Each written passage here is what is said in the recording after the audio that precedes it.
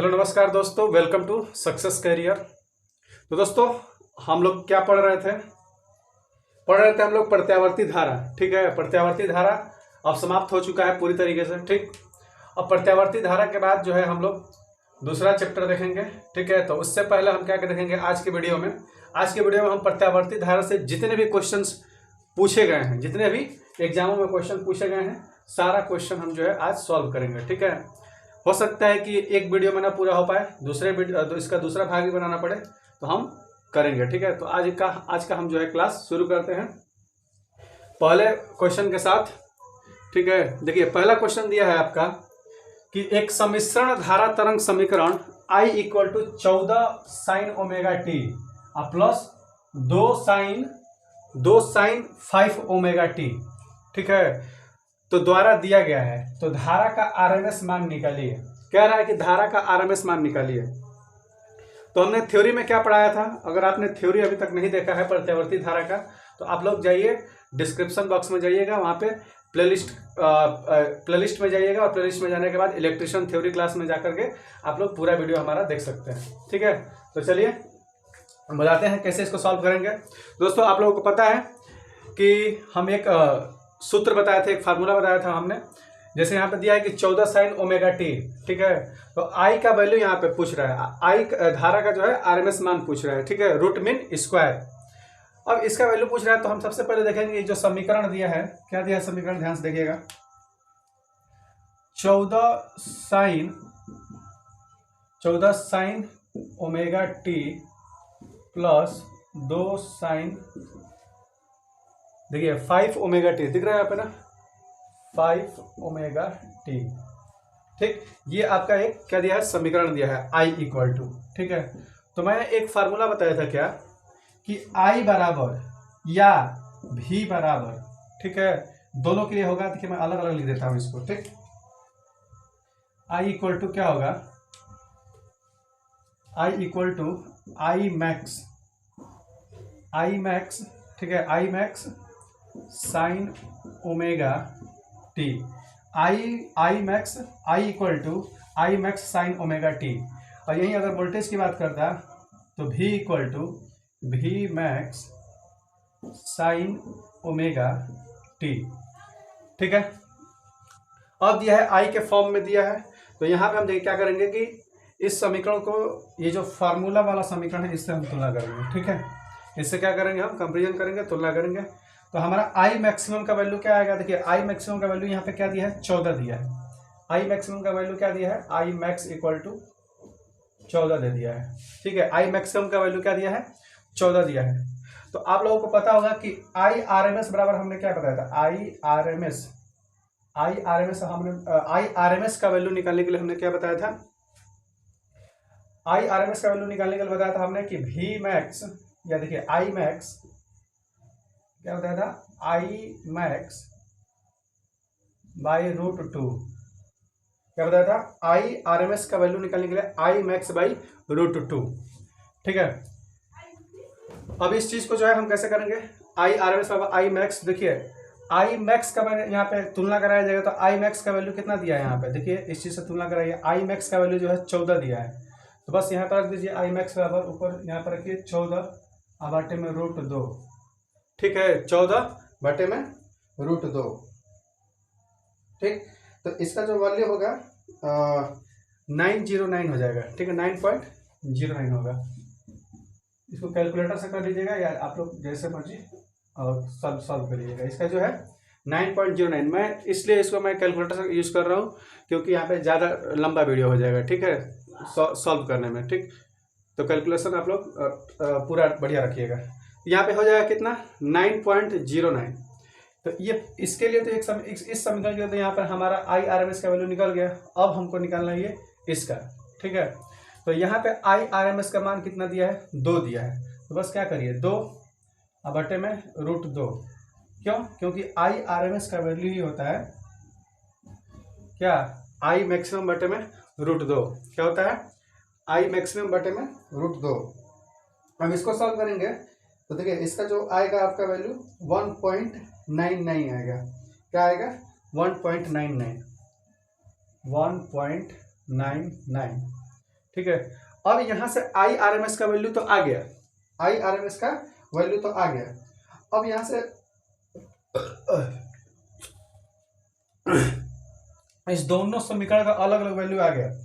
तो अब ये अलग अलग वैल्यू आ गया तो हमने क्या बताया था कि आई आर एम एस का वैल्यू अगर दो अलग अलग है इस तरीके से समीकरण में, तो आई आर एम एस बराबर क्या हो जाएगा, एक फार्मूला हमने बताया था कि अंडर रूट में जो वैल्यू आया है उनका स्क्वायर 1.99 इसका स्क्वायर प्लस में 9.09 इसका स्क्वायर। ठीक है, दोनों को क्या करेंगे, स्क्वायर करेंगे। ठीक, अब इसको स्क्वायर करेंगे तो देखिए इसको मान लीजिए लगभग 1.99 है, इसको लगभग 2 मान लीजिए, इसको लगभग 10 मान लीजिए। तो यहाँ पर देखिए 2 दूनी का 4 और प्लस 10 दहिया 100। ठीक है, 10 दहिया 100, तो ये क्या हो जाएगा 104 हो जाएगा ना, 104 क्या हो जाएगा, अंडर रूट में 104 हो जाएगा। क्या हो जाएगा, दिख रहा है आपको, नहीं दिख रहा है, चलिए इसको मिटाते हैं, ऊपर लिख देते हैं।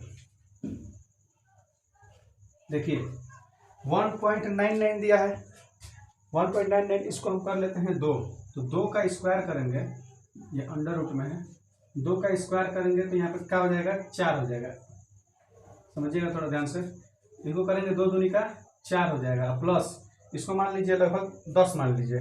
ठीक है, 9.09 है, इसको 9 ही रहने दीजिए। ठीक, 9 ही रहने, तो 9 9 81 क्या हो जाएगा, 81। और देखिए 81 और यहाँ पे देखिए 1.9 है, 2 81 और 4 कितना हो जाएगा आपका, 85 हो जाएगा। कितना हो जाएगा, 85 हो जाएगा, अंडर रूट 85। अब हम देखिए ऑप्शन में देखेंगे, ऑप्शन में जो है सबसे नजदीक इसका वैल्यू क्या आ सकता है, अंडर रूट 85 है। तो बताइए क्या इसमें सबसे अगर कम देखा जाए तो अगर 9 का कर रहा है तो 9 9 81 हो रहा है, लेकिन अंडर रूट में क्या है 85 दिया है, और ऑप्शन में क्या है यहाँ पे कम से कम वैल्यू 10 दिया है। तो हम इसको मान लीजिए यहाँ पे 100 मान लीजिए, पूरा क्या मान लीजिए, 100 मान लीजिए। ठीक है, लगभग में पूरा 100 मान लीजिए। तो अंडर रूट में अगर 100 करेंगे तो कितना हो जाएगा आपका, 10 हो जाएगा। फिर कितना हो जाएगा आंसर उसका, इसका क्या हो जाएगा, 10 हो जाएगा। अब देखिए 9.09 पॉइंट के बाद 09 है ना, तो अगर उसको भी अगर देखा जाए, किया जाए वर्ग, सॉरी हाँ उसका वर्ग किया जाए फिर उसका वर्गमूल निकाला जाए, तो लगभग हम मान लेते हैं कि 10 आएगा। ठीक है, ऐसा आपको समझ आ रहा है। ठीक, तो इसका वैल्यू जो आ जाएगा हमारा 10 एम्पियर आ जाएगा, यानी कि हमारा जो ऑप्शन है वो कौन सा सही हो जाएगा, आपका ऑप्शन नंबर ये सी सही हो जाएगा। ठीक है, 10 एम्पियर आएगा। ठीक है, बात बिल्कुल समझ में आ रही है, समझ में आ रही है। चलिए ये नहीं दिख रहा है, ये 85 लिखा है। ठीक, ये 85 है, 81 और 4 85, यहाँ पर मैं लिख देता हूँ अंडर रूट 85। ठीक है, इस 85 को हमने लगभग 100 मान लिया है, क्योंकि देखिए ये पॉइंट के बाद 09 भी है, इसलिए हम इसको मान लेते हैं 100। और ऑप्शन के हिसाब से भी देखा जाए तो यहाँ पे अब 10 से कम वैल्यू नहीं है, तो यहाँ पे हमने इसको रख दिया 100 और अंडर रूट 100 का हो जाएगा 10 हो जाएगा। तो कितना हो जाएगा, ऑप्शन नंबर सी 10 एम्पियर हो जाएगा। ठीक है, अब देखिए ये जो सवाल है जानते हैं कहाँ है, कौन से पेपर में आया है, ये आया है tradesman Muzaffarpur electrician CRPF constable में है। ठीक है, CRPF constable tradesman Muzaffarpur electrician में। ठीक है, 12 जनवरी 2014 में आया है। ठीक है, चलिए समझ में आ गया आपको। चलिए नेक्स्ट क्वेश्चन पे आते हैं, इसको मिटा देना, इसको मिटाते हैं और अगले क्वेश्चन पे आते हैं। तो नेक्स्ट क्वेश्चन है हमारा दोस्तों, दूसरा क्वेश्चन है, दूसरा प्रश्न है कि निम्नलिखित में से कौन सा एक लाइन स्थिरांक के रूप में जाना जाता है, लाइन स्थिरांक। ठीक है, लाइन कांस्टेंट के रूप में जाना जाता है। ठीक है, ऑप्शन है आपका धारिता, प्रतिरोध, प्रेरकत्व और सभी। तो हमने क्या बताया था थ्योरी क्लास में, हमने क्या बताया था, RLC हमने बताया था, RLC। ठीक है, क्या चीज, प्रतिरोध, प्रेरकत्व और कैपेसिटर, यानी कि कैपेसिटेंस, धारिता। तो ये तीनों जो है एक स्थिरांक के रूप में जाना जाता है। ठीक, क्या चीज है, एक लाइन स्थिरांक के रूप में इसको जाना जाता है। ठीक है, RLC, यानी कि इसका ऑप्शन नंबर क्या हो जाएगा सही, ऑप्शन नंबर डी हो जाएगा, सभी हो जाएगा। ठीक है, धारिता, प्रतिरोध और प्रेरकत्व। ठीक है, इंडक्टेंस, रेजिस्टेंस और कैपेसिटेंस। ये क्या है, रेजिस्टेंस इंडक्टेंस, और ये आपका कैपेसिटेंस, ठीक है। यानी कि एक लाइन स्थिरांक के रूप में जाना जाता है किसको? रेजिस्टेंस, इंडक्टेंस और कैपेसिटेंस, यानी कि धारिता, प्रतिरोध और प्रेरकत्व। ये ऑप्शन नंबर आपका डी सही हो जाएगा। तो देखिए दोस्तों, अब यहाँ पे हम क्या बात करेंगे कि जो हमारा कैपेसिटर होता है वो क्या होता है कि वोल्टेज के विरोध का प्रदर्शन करता है। मेरी बात समझिए कि वोल्टेज में क्या करता है ये, जब आपका कैपेसिटर है जो कैपेसिटर है वो क्या करता है, कैपेसिटर जो है वो वोल्टेज में परिवर्तन का विरोध करता है। कैपेसिटर का काम क्या है? वोल्टेज में, कैपेसिटर का काम क्या है? वोल्टेज में, क्या लिख रहा हूं, वोल्टेज में क्या करता है?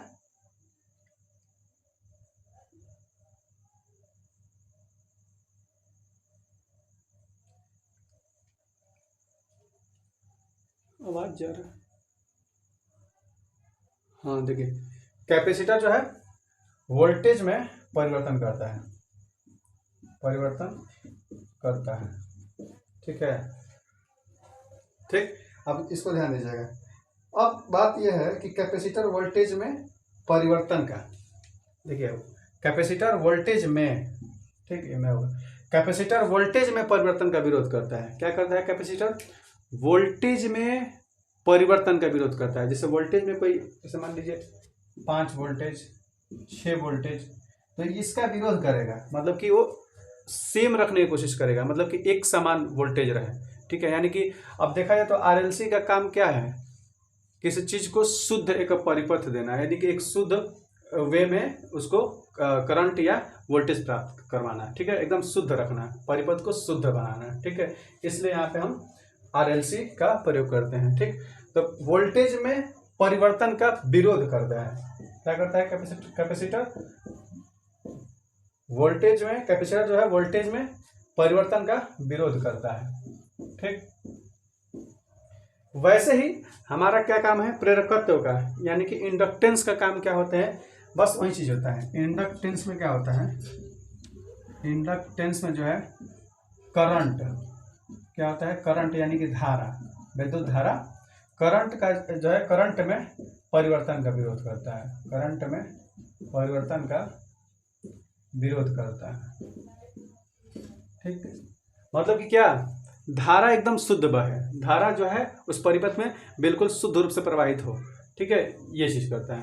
तो आप लोग बिल्कुल इस चीज को नोट कर लीजिए, ठीक है। नेक्स्ट क्वेश्चन पे चलते हैं।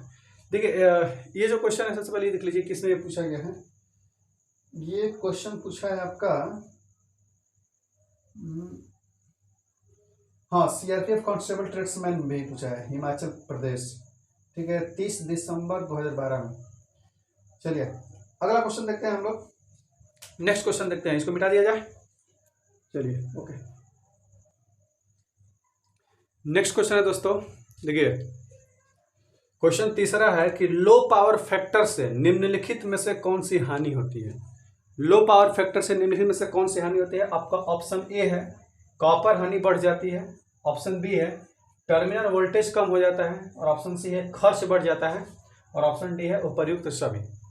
तो देखिए इसका क्या होगा, कह रहा है कि लो पावर फैक्टर, यानी कि पावर फैक्टर कम होता है। मैक्सिमम क्या मतलब? मैक्सिमम कहाँ तक जाता है? यूनिटी तक। यूनिटी अगर रहेगा तो यानी कि हमारा जो सिस्टम है बढ़िया चल रहा है, 1 नंबर का, ठीक है। तो यूनिटी अगर पावर फैक्टर हो तो 1 नंबर का हमारा जो है काम बढ़िया चल रहा है, मशीन जो है उपकरण बढ़िया काम कर रहा है, ठीक है।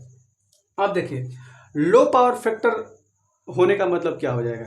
अब लो पावर फैक्टर हो रहा है यानी कि इकाई से कम हो रहा है। पावर फैक्टर क्या हो रहा है? इकाई से कम हो रहा है, इकाई से क्या हो रहा है? कम हो रहा है।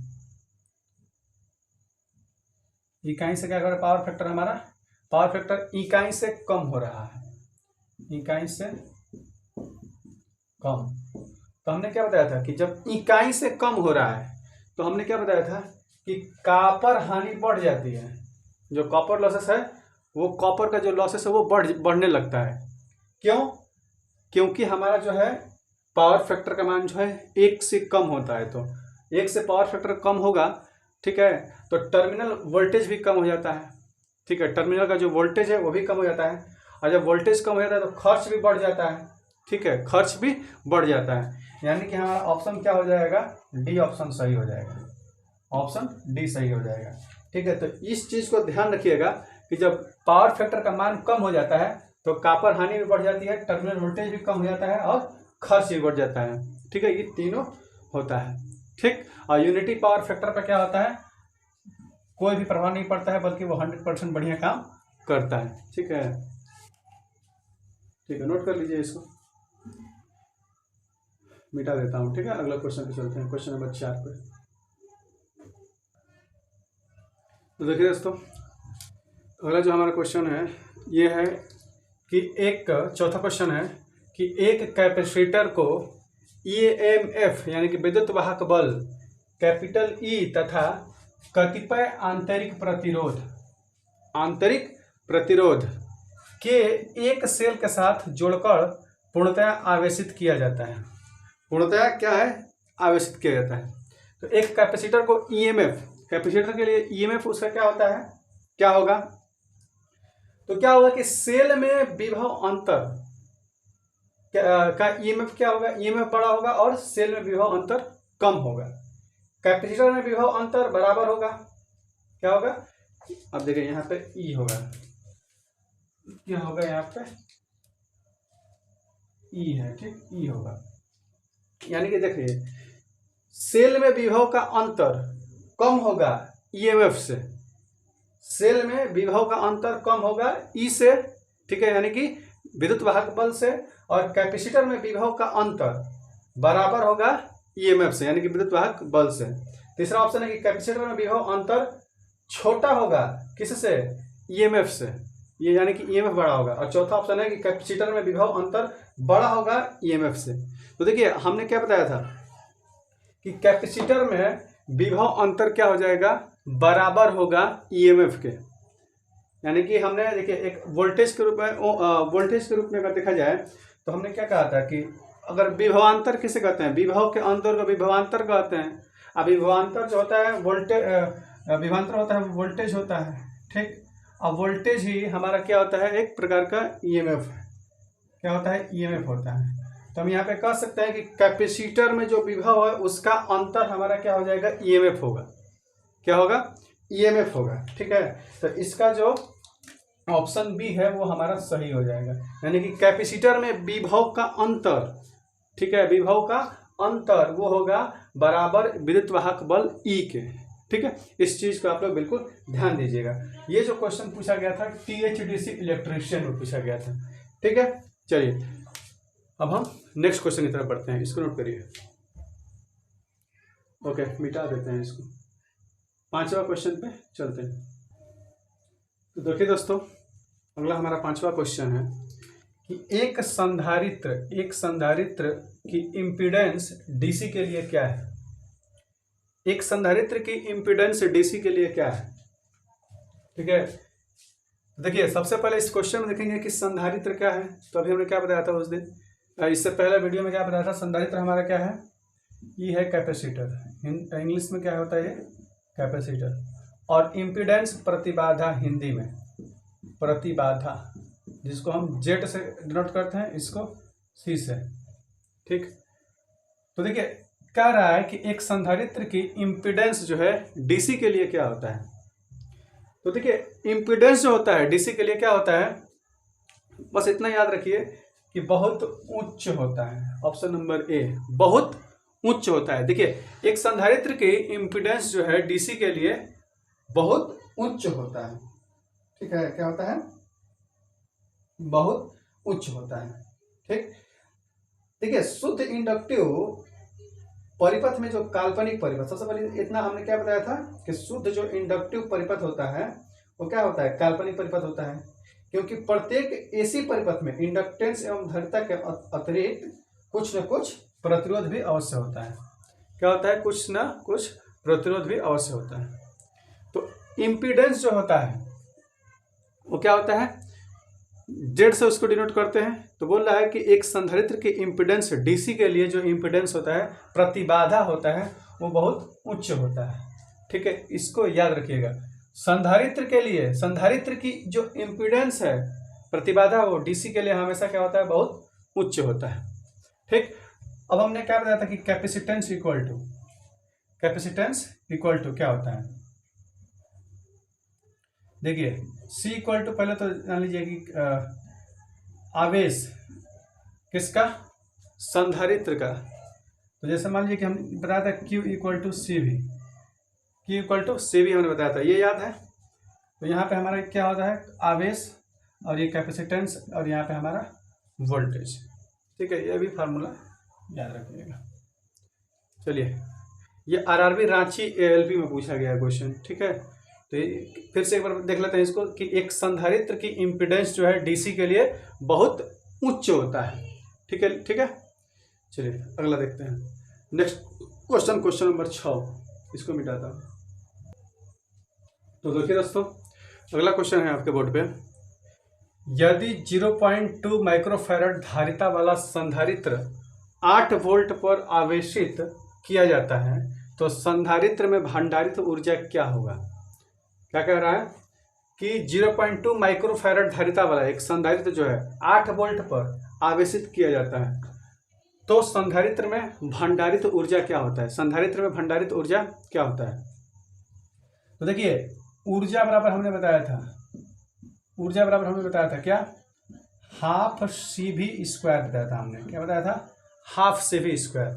ठीक है, जिसको हम U से डिनोट करते हैं। ठीक, ओके। तो ऊर्जा बराबर हमारा जो है भंडारित ऊर्जा, जो संधारित्र में जो भंडारित ऊर्जा है वो हाफ CV स्क्वायर होता है। क्या क्या दिया है आपका दिया है आपका धारिता, यानी कि एक संधारित्र की जो कैपेसिटेंस है वो दिया है। कैपेसिटेंस यानी कि धारिता कितना दिया है आपका, 0.2 माइक्रोफैराड। ठीक, और क्या दिया है, आपकी वोल्टता दिया है 8 वोल्टेज। V बराबर क्या दिया है आपका 8 वोल्ट। ठीक, तो अब देखिए डायरेक्ट हम जो है कैपेसिटेंस और ये वोल्टेज का मान रख देंगे इसमें। ठीक है, तो चलिए इसको हम सॉल्व करते हैं। सबसे पहले इस फार्मूले पे इस चीज़ को बस रख देते हैं। तो देखिए 1/2 U बराबर ऊर्जा बराबर 1/2 C का मान कितना दिया है, कैपेसिटेंस का मान जो है वो 0.2 माइक्रोफैराड। अब माइक्रोफैराड क्या होता है, माइक्रोफैराड कितना होता है, एक माइक्रो में 10⁻⁻6 होता है। तो देखिए 0.2 माइक्रोफैराड यानी कि 10⁻⁻6 हो जाएगा। ठीक, अब गुणा में क्या दिया है, और V का स्क्वायर। तो देखिए V का दिया है 8 दिया है, तो 8 × 64 होता है, 8 का स्क्वायर 64। अब देखिए अगर इसको किया जाए तो ये आपका देखिए काट दीजिए, जिससे भी कट रहा है तो 2 से कटेगा हमारा। ठीक, तो ये देखिए इसको हम काट देते हैं, 2 से कटेगा तो यहाँ पे 2 3 6 और ये 2 दूनी का 4। ठीक है, सॉरी ये 32 हो जाएगा पूरा। ठीक, अब यहाँ से जो हमारा ऊर्जा बराबर निकलेगा तो क्या निकलेगा, 0.2 में 32 से गुणा करेंगे तो ये कितना हो जाएगा, 6.4 गुणे 10⁻⁻6 क्या, और ऊर्जा का मात्रा क्या होता है, जूल होता है। तो जूल हो जाएगा 6.4 गुणे 10⁻⁻6 जूल हो जाएगा। बात समझ में आ रहा है। तो इसको आप लोग नोट कर लीजिए। आप देख लीजिए ऑप्शन में कौन सा मिल रहा है। ऑप्शन में जो है कौन सा मिल रहा है, आया क्या, 6.4 गुणे 10⁻⁻6, 6.4 गुणे 10⁻⁻6, यानी कि ऑप्शन हमारा बी सही हो जाएगा। ऑप्शन बी सही हो जाएगा। ठीक है, तो यानी कि कहीं ना कहीं आपको पता चल रहा है कि थ्योरी आपको बहुत देखना जरूरी है, क्योंकि थ्योरी में हम ये सब फार्मूला जो है हम बता चुके हैं। ठीक है, तो फार्मूला जब तक याद नहीं रहेगा तब तक जो है क्वेश्चंस हम इसका जो है न्यूमेरिकल नहीं सॉल्व कर पाएंगे, या थ्योरी भी अगर आएगा थ्योरेटिकल भी हम उसको भी नहीं सॉल्व कर पाएंगे। ठीक है, तो आप लोग जो है अभी तक अगर आपने ये वीडियो देख रहा है, अगर आप देख रहे हो केवल क्वेश्चंस का, तो प्लीज़ आप लोग जा करके और डिस्क्रिप्शन बॉक्स में जाकर के आप लोग प्लेलिस्ट देख लीजिए इलेक्ट्रिशियन का। और अब सारा जो है आप लोग पीछे का वीडियो जो क्लास थ्योरी क्लास हमने कराया है उस चीज़ को देखिए, उसके बाद आपको ये क्वेश्चन करने में बहुत ही बेनिफिट होगा। ठीक है, चलिए तो हम इसको मिटाते हैं और अगले क्वेश्चन की तरफ बढ़ते हैं। तो देखिए दोस्तों, अगला क्वेश्चन है आपका क्वेश्चन नंबर 7 है कि संधारित्र की धारिता कैपेसिटी ऑफ कैपेसिटर, संधारित्र की धारिता कैपेसिटी ऑफ कैपेसिटर क्या होता है? आपका ऑप्शन दिया है, ऑप्शन नंबर ए जो दिया है, प्लेट के क्षेत्रफल के साथ साथ बढ़ती है। क्या बढ़ती है भाई? धारिता। कैपेसिटर की जो है कैपेसिटिविटी जो है कैपेसिटी है, कैपेसिटर की जो कैपेसिटी है धारिता है, यानी कि संधारित्र की धारिता क्या होती है? प्लेट के क्षेत्रफल के साथ साथ बढ़ती है। दूसरा ऑप्शन है कि प्लेटों के बीच की दूरी में कमी के साथ साथ बढ़ती है। और तीसरा है कि प्लेटों के पृथक करने वाले माध्यम के पारावैद्युत के नियतांक में वृद्धि के साथ साथ बढ़ती है। और चौथा ऑप्शन है आपका डी ऑप्शन, उपर्युक्त सभी। तो इसको हम कैसे सॉल्व करेंगे? ठीक है, तो सबसे पहले आप कैपेसिटेंस इक्वल टू लिखेंगे। हमने जो है आपको कैपेसिटेंस बराबर हमने एक फार्मूला बताया था, ए एप्सिलॉन जीरो के अपान डी। ये याद है आपको? कैपेसिटेंस बराबर ये धारिता बराबर हमने बताया था, यह जो है धारिता बराबर हमने बताया था। क्या बताया था? तो देखिए, ए जो है हमारा क्या है?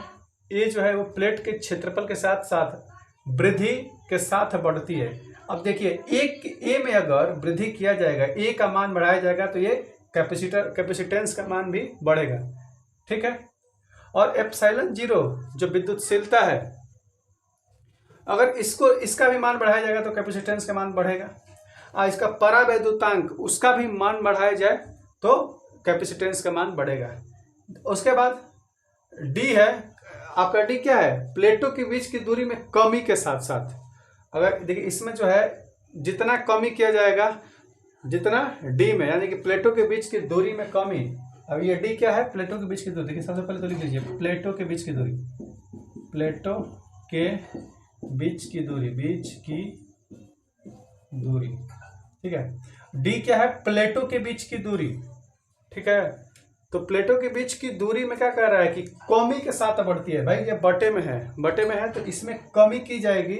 जब ये कमी होगा तो कैपेसिटेंस का मान बढ़ेगा। ठीक है, यानी कि हमारा ऑप्शन बी भी सही है। अब प्लेट के क्षेत्रफल के साथ बढ़ती है, प्लेट के क्षेत्रफल के साथ साथ बढ़ती है, तो प्लेट का क्षेत्रफल ए है भाई, ये जो अगर बढ़ेगा मान तो कैपेसिटेंस का मान भी बढ़ेगा।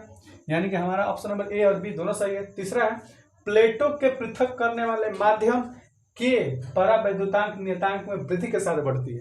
अब देखिए, अब हमारा परावैद्युत जो नियतांक है वो क्या है आपका? यहाँ पे के है। क्या है? के है। परावैद्युत नियतांक जो है आपका के है। इसको लिख देता हूँ परावैद्युत नियतांक। अब क्या कह रहा है कि प्लेटों के पृथक करने वाले माध्यम के परावैद्युत के नियतांक में वृद्धि के साथ बढ़ती है। अब यहाँ पे के का मान अगर बढ़ाया जाएगा, तो जाहिर सी बात है कि कैपेसिटेंस के मान भी बढ़ेगा। ठीक, इसका मान भी बढ़ेगा। अब यानी कि हमारा ऑप्शन नंबर सी भी सही है। जब तीनों सही है तो ऑप्शन नंबर डी में क्या दिया है? अब उपर्युक्त सभी, यानी कि यहाँ पे अगर श्योर देखा जाए तो यहाँ पे ऑप्शन नंबर डी बिल्कुल सही है। ठीक है, आप टिक करके आएगा ऑप्शन नंबर डी। तो ये आप लोग बिल्कुल समझ में आ रहा है? चलिए नोट करिए और क्वेश्चन नंबर 8 की तरफ चलते हैं। इसको नोट कर लीजिए, मिटाता हूँ इसको और क्वेश्चन नंबर 8 की तरफ आगे बढ़ते हैं। देखिए दोस्तों, हमारा जो 8वां प्रश्न है वो कह रहा है कि एक LCR या RLC कर लीजिए। ठीक है, चल मान लीजिए ये LCR, इंडक्टर, कैपेसिटर और रेजिस्टेंस, एक LCR विद्युत परिपथ है। ठीक है, कि अनुनादी आवृत्ति का मतलब ये होता है क्या? Resonance frequency. तो रेजोनेंट फ्रीक्वेंसी जो क्या होता है हिंदी में क्या कहते हैं? उसको अनुनादी आवृत्ति कहते हैं। ठीक है, ये जो है आपका किसने पूछा गया है क्वेश्चंस? ये पूछा गया है आरआरबी चेन्नई लोको पायलट और इंडियन ऑर्डिनेंस फैक्ट्री में, चेन्नई लोको पायलट और इंडियन ऑर्डिनेंस फैक्ट्री में, चेन्नई लोको पायलट ALP में और इंडियन ऑर्डिनेंस फैक्ट्री बोर्ड में। ठीक है, देख लीजिए इतना फेमस क्वेश्चन है। ALP में भी पूछा गया है और इंडियन ऑर्डिनेंस फैक्ट्री बोर्ड में भी पूछा गया है। कहाँ कहाँ पूछा गया है क्वेश्चन? चेन्नई ALP में और इंडियन ऑर्डिनेंस फैक्ट्री में भी पूछा गया है। क्या चीज़? कि एक LCR विद्युत परिपथ की अनुनादी आवृत्ति यानी कि रेजोनेंस फ्रीक्वेंसी क्या होगा। तो रेजोनेंस फ्रीक्वेंसी जो होगा वो क्या हो जाएगा हमारा, आपको हमने फार्मूला बताया था क्या कि 1/2 पाई अंडर रूट आपका LC। ठीक है, कितना हो जाएगा आपका रेजोनेंस फ्रीक्वेंसी बराबर होता है 1/2 पाई अंडर रूट LC। ठीक, तो इसको याद रखिएगा इस फार्मूले का, ठीक है, बहुत ही फेमस फार्मूला है। ठीक है, इलेक्ट्रिशियन जो है प्रत्यावर्ती धारा के लिए बहुत ही फेमस है। तो देखिए कौन सा किस ऑप्शन में मिल रहा है आपको, देखिए ऑप्शन नंबर डी जो है आपको करेक्ट हो जाएगा, यहाँ पे मिल रहा है। ठीक, 1/2 पाई अंडर रूट में LC, जिसका जो है अनुनादी ये हर्ट्स में आता है, हमेशा इस चीज़ में हर्ट्स में आता है, याद रखिएगा। पूछ सकता है ना कि अनुनादी आवृत्ति यानी रेजोनेंस फ्रीक्वेंसी का मात्रा क्या है, तो आप बोल दीजिए हर्ट्स है। ठीक है, चलिए हम नेक्स्ट क्वेश्चन की तरफ बढ़ते हैं, इसको मिटा देते हैं। तो दोस्तों आपके सामने अगला क्वेश्चन है कि 3 फेज स्टार संबंधित परिपथ के लिए for a 3 phase star connected circuit. ये क्वेश्चन जो है UPPCL TG2 में पूछा गया है। ठीक है, बोल रहा है कि 3 फेज स्टार संबंधित परिपथ के लिए क्या सही होगा। ठीक है, आपको ऑप्शन दे देता हूं। तो देखिए दोस्तों, आपका ऑप्शन है आपके स्क्रीन पे कि पहला ऑप्शन है आपका, मतलब क्वेश्चन दिया कि 3 फेज स्टार संबंधित परिपथ के लिए, 3 फेज स्टार संबंधित परिपथ के लिए सर्किट के लिए क्या होता है कि पहला ऑप्शन आपका दिया है कि लाइन वोल्टेज बराबर phase voltage, line voltage equal to phase voltage. दूसरा ऑप्शन दिया है क्या आपका, दूसरा ऑप्शन है कि line current equal to phase current, और तीसरा ऑप्शन है line current equal to √3 phase current, और ऑप्शन डी क्या है, line voltage equal to √3 phase voltage. ठीक है, तो हमने आपको थ्योरी में बताया था इससे पिछले वीडियो में। ठीक है, आप लोग जाके देख लीजिएगा कि स्टार कनेक्टेड में, स्टार कनेक्शन में हमने बताया था क्या, स्टार कनेक्शन में हमने क्या बताया था कि स्टार कनेक्शन में जो होता है वो क्या होता है कि line current equal to phase current. क्या होता है, फेज करंट। स्टार कनेक्शन में क्या होता है, line current equal to phase current. ठीक है, और आपका line voltage equal to, star connection की बात कर रहे हैं। ठीक है, line voltage equal to √3 phase voltage. क्या होता है, √3 फेज वोल्टेज। ये था आपका बात स्टार कनेक्शन के लिए। ठीक है, अब हम बात करते हैं डेल्टा कनेक्शन के लिए। यहीं पे देख लीजिए डेल्टा कनेक्शन के लिए, डेल्टा कनेक्शन के लिए देखिए डेल्टा कनेक्शन में क्या होता है, इसका ठीक अपोजिट हो जाता है। यानी कि यहाँ डेल्टा कनेक्शन में क्या होता है कि लाइन करंट